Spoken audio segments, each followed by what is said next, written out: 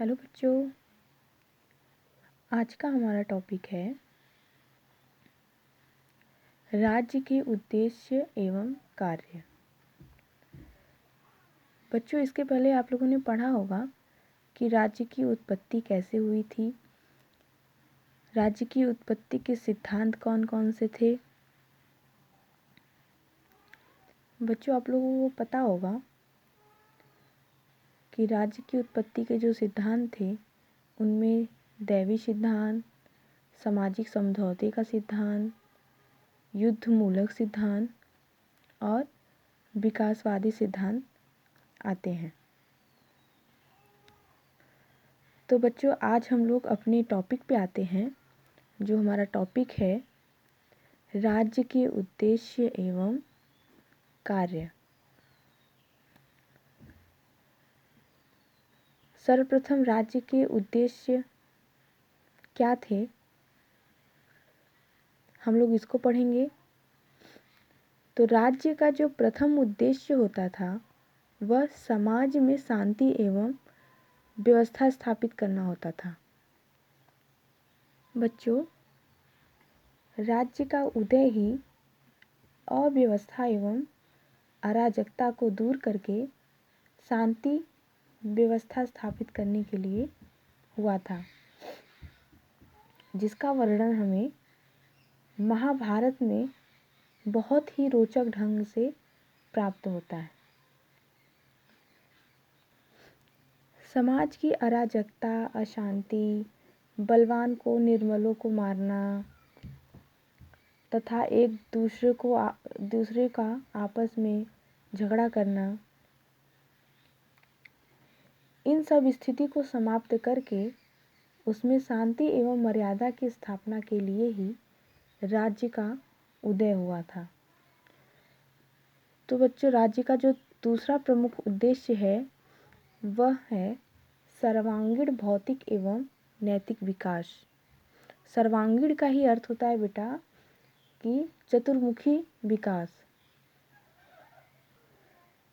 सर्वांगीण विकास में कृषि, उद्योग, वाणिज्य, शिल्प आदि विकास को सम्मिलित किया जा सकता है। इनके अलावा जैसे संगीत हो गया, नृत्य हो गया, चित्रकला हो गया, स्थापत्य कला हो गया, वास्तुकला हो गया, इन सब को भी सर्वांगीण विकास के अंतर्गत ही रखा जा सकता है। इस प्रकार राज्य का जो उद्देश्य था वो समाज का भौतिक एवं नैतिक दोनों ही दृष्टियों से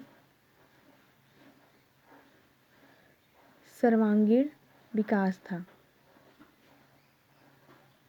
अपने नेक्स्ट पॉइंट पर बच्चों हम लोग चलते हैं। जो राज्य का तीसरा प्रमुख उद्देश्य था वो समाज की रक्षा करना होता था।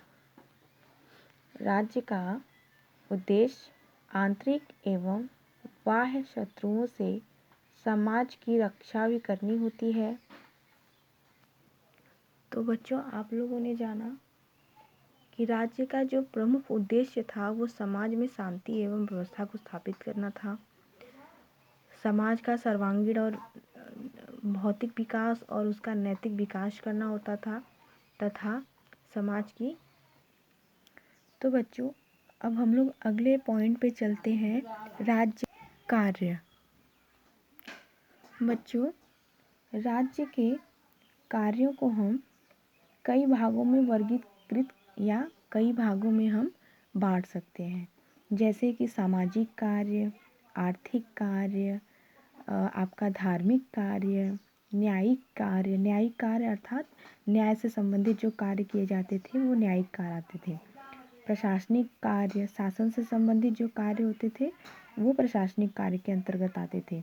और प्रजाहित कार्य मतलब प्रजाहित से संबंधित जो कार्य होते थे वो प्रजाहित के अंतर्गत आते थे।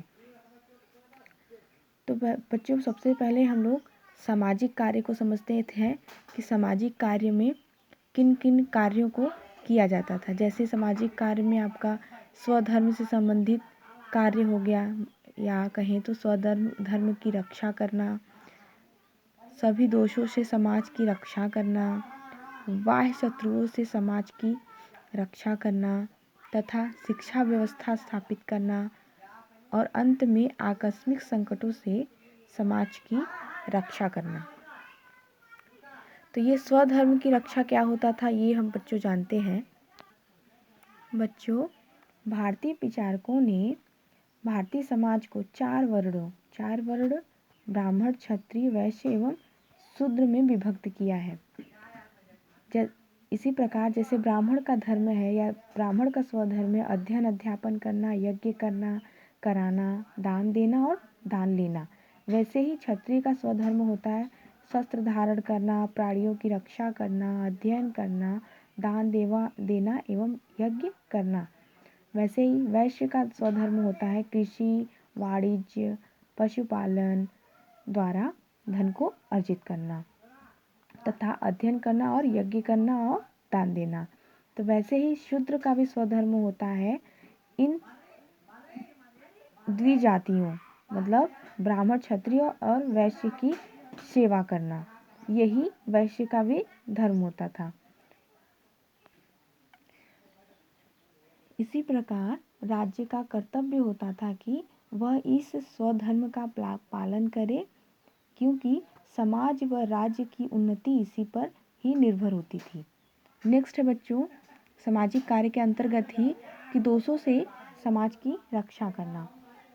तो इस दोषों से समाज की रक्षा करने पर डॉक्टर अल्तेकर ने कहा है कि राज्य के कार्यों की व्याख्या करते हुए राज्य द्वारा समाज में अनीति न फैलने देने के लिए इसे ऐसे अधिकारियों की नियुक्ति की ओर संकेत किया है जो मदिरालय, जुआ घरों, गणिकाओं की देखरेख करते थे। अतः राज्य का कर्तव्य था कि समाज को दोषों से रक्षा करना। इन अधिकारियों का वर्णन कौटिल्य अर्थशास्त्र तथा अन्य ग्रंथों में भी आया है। अर्थात राज्य में फैल रहे दोषों से वह समाज की रक्षा करता था। बच्चों, सामाजिक कार्य के ही अंतर्गत है बाह्य शत्रुओं से समाज की रक्षा करना। तो बाह्य शत्रुओं का ही अर्थ हो गया कि राज्य की स्थापना के ही पीछे रक्षा का भाव व्याप्त था। अतः राज्य का जो प्रमुख कर्तव्य था वह बाह्य शत्रुओं से समाज की रक्षा करना होता था। इस दृष्टि से ही राज्य सैन्य बल की व्यवस्था करता था जिससे उसकी समाज की रक्षा होती थी। नेक्स्ट है बच्चों, सामाजिक कार्य के ही अंतर्गत की शिक्षा की व्यवस्था करना। समाज का बौद्धिक विकास भी राज्य के प्रमुख कर्तव्यों में से ही एक था। तो इस दृष्टि से प्राचीन भारत में अग्रहार ग्रामों की व्यवस्था की गई थी, जिनकी आय से आचार्य शिक्षा कार्य संपादित करते थे। बच्चों, सामाजिक कार्यों के ही अंतर्गत हमारा नेक्स्ट पॉइंट है आकस्मिक संकटों से समाज की रक्षा करना। तो आकस्मिक संकट कौन सी होती है बच्चों? जैसे बाढ़ हो गया, अकाल हो गया, भूकंप हो गया, महामारी हो गया आदि जो प्राकृतिक आकस्मिक संकट होते हैं, इन सब से समाज की रक्षा करना भी राज्य का कर्तव्य होता था। तो बच्चों, ये तो हो गया हमारा सामाजिक कार्य। अब हमारा नेक्स्ट आएगा आर्थिक कार्य। तो बच्चों, आर्थिक कार्य का अर्थ हुआ जैसे अर्थ को, तो अर्थ में जैसे कर संचय करना, आर्थिक विकास करना भी राज्य का उद्देश्य होता था। तो कर संचय में राज्य का कर्तव्य था कि वो प्रजा से कर संचय करके वह समाज की रक्षा करे तथा उसका विकास करे। और आर्थिक विकास में बेटा जैसे राज्य का कार्य था कि नई बस्तियां बसाना, देश को की प्राकृतिक संपत्ति का विकास करना, आर्थिक विकास के लिए जंगलों, खानों आदि का उपयोग करना, वर्षा की कमी पूरी करने के लिए वह नहरें, बांध आदि को निर्मित करवाता था तथा उद्योग एवं व्यवसाय आदि को प्रोत्साहन देना तथा व्यापारियों की अनुचित और अनावश्यक लाभ लिप्सा से समाज की रक्षा करना होता था। तो बच्चों, ये तो रहा आर्थिक कार्य। अब हम लोग धार्मिक कार्य की तरफ बढ़ते हैं। तो धार्मिक कार्य में राज्य का जो कार्य था वो विभिन्न धर्म संस्थाओं को आर्थिक सहायता देना तथा उनके विकास के लिए समान अवसर प्रदान करना, सत्य, धर्म और सदाचार को पूर्ण प्रश्रय देना भी राज्य का कार्य था। इस दृष्टि से जो राजा था या जो राज्य अधिकारी थे, सॉरी बच्चों, जो राज्य अधिकारी थे, उनकी नियुक्ति अधिकारियों की नियुक्ति करना था। प्राचीन भारतीय शासन व्यवस्था में पुरोहितों का महत्व इस बात की से भी समझा जा सकता है कि धर्म राज्य के लिए कितना महत्वपूर्ण था। अनेक राजवंशों के सम्राटों ने धार्मिक उत्थान के लिए अधिकारियों की नियुक्ति की तथा मठों, विहारों का निर्माण करवाया, मंदिरों का निर्माण करवाया तथा विभिन्न प्रकार के विभिन्न धर्मों को भी प्रोत्साहन दिया था। तो बच्चों, अब हम लोग अपने न्यायिक कार्य की तरफ चलते हैं। तो बच्चों, न्यायिक कार्य में समाज में अराजकता एवं अव्यवस्था के समाप्ति के लिए ही राज्य का उदय हुआ था। फलतः राज्य का एक प्रमुख कार्य था समाज में सबको समान आधार पर न्याय प्रदान करना। इस दृष्टि से व्यवहार, विधि, न्यायालय तथा सदाचार की रक्षा राज्य का मुख्य कार्य था। उसका प्रमुख उद्देश्य जो था वो न्यायपालिका का उचित संगठन करना होता था। तो बच्चों, हम अब राज्य के नेक्स्ट कार्य की तरफ चलते हैं, जो है प्रशासनिक कार्य। प्रशासनिक कार्य में क्या होता था, जैसे शासन की समुचित व्यवस्था और उसका संचालन करना तथा उसके व्यवस्थित संचालन के लिए विभिन्न विभागों का संयोजन करना तथा उनके अध्यक्षों तथा सह अधिकारियों की नियुक्ति करना तथा उनके कार्यों की देखरेख करना भी राज्य का प्रमुख कार्य था। तो बच्चों, हम लोग अब नेक्स्ट पे चलते हैं। हमारा नेक्स्ट जो है वो है कार्य प्रजाहित कार्य। तो प्रजाहित के अंतर्गत जो राज्य था वो अनाथों का, अपाहिजों की सहायता करता था और प्रजा के सुख के लिए धर्मशालाओं, राजमार्गों, चिकित्सालयों आदि का निर्माण कराता था तथा आकस्मिक जो संकट होते थे उसके लिए प्रजा की सहायता करता था तथा वह प्रजा को अपने पुत्र के समान मानता था तथा उसके लौकिक तथा पारलौकिक उत्थान के लिए मार्ग प्रस्तुत करता था, मतलब मार्ग खोलता था।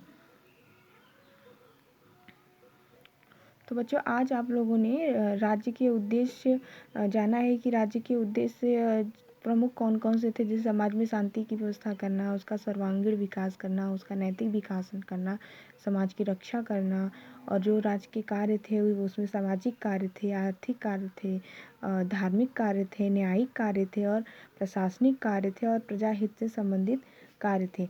आप लोगों ने इसको विस्तार से समझा और उम्मीद करते हैं बच्चों कि आप लोगों को मेरा ये टॉपिक जो है मैंने आप लोग को समझाया वो समझ में आ गया होगा। तो अब ये टॉपिक तो क्लियर हो गया, तो अब हम लोग ये जानते हैं कि आपके एग्ज़ाम में इस टॉपिक पे किस प्रकार से क्वेश्चन पूछे जा सकते हैं। तो आप लोग नोट करिएगा कि इस पे किस प्रकार से क्वेश्चन पूछे जा सकते हैं। मैं आप लोग को बताऊंगी कि कैसे इस टॉपिक पे क्वेश्चन आ सकते हैं। पहला क्वेश्चन तो ऐसे बन सकता है जैसे कि प्राचीन भारत में राज्य के उद्देश्य एवं उनके कार्यों का वर्णन कीजिए, या तो फिर ऐसे भी पूछ सकता है कि प्राचीन भारत में राज्य के कार्यों की विवेचना कीजिए, या फिर राज्य के उद्देश्य एवं आदर्शों की विवेचना कीजिए। ओके बच्चों, तो आज आपको ये टॉपिक क्लियर हो गया होगा।